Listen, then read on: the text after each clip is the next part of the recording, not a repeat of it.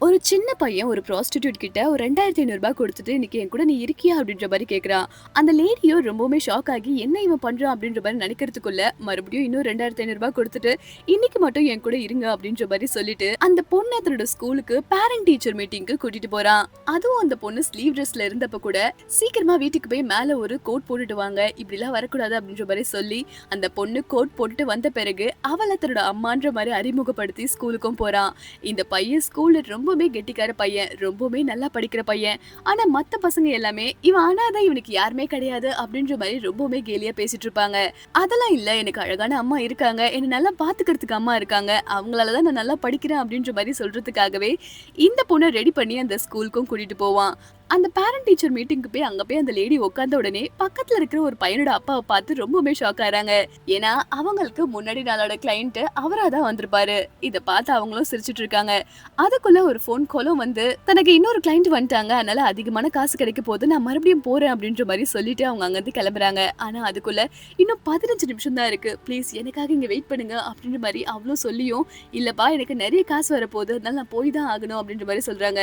ஆனா அதுக்குள்ள இவனோட டீச்சரும் வந்து, இந்த ஸ்கூல்லயே ரொம்ப சுட்டித்தனமா ரொம்பவுமே நல்லா படிக்கிற பையன் ஒருத்தன் தான். ஆனா அவங்க அம்மா எப்பவும் இறந்து போயிட்டாங்க.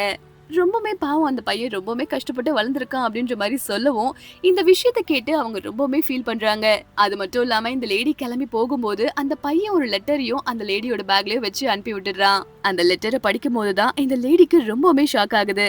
என்ன ஒரு விஷயம்னா, அவங்க அம்மா இறந்த பிறகு தன்னோட பாட்டியோட அந்த பொண்ணு இருக்கிற அதே வீட்டுக்கு கீழ தான் இந்த பையனும் வாழ்ந்துட்டு இருக்கான்.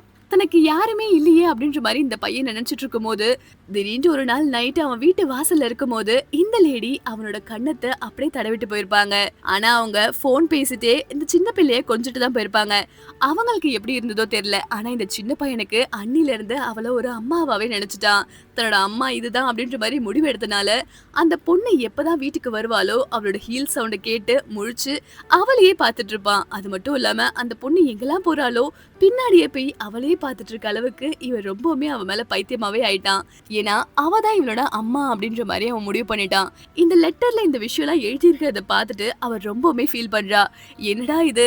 நமக்குன்னு யாருமே இருந்தது கிடையாது. ஆனா இந்த பையனுக்கு உலகமே நாமா இருந்திருக்கோம். ஆனா கடைசில இந்த பையன நம்ம ரொம்பவே கஷ்டப்படுத்திட்டோமேன்னு சொல்லி ரொம்பவே ஃபீல் பண்றா. நமக்கே நம்மளோட பேரண்ட்ஸ் இருக்கும்போது தெரியாது. ஆனா அவங்க இல்லாதபோது தான் அவங்களோட பாசம் என்ன, நேசம் என்னன்றது நமக்கும் புரியும் தானே! உங்களுக்கு இந்த வீடியோ பிடிச்சிருந்தா மறக்காம லைக் அண்ட் சப்ஸ்கிரைப் பண்ணிக்கோங்க.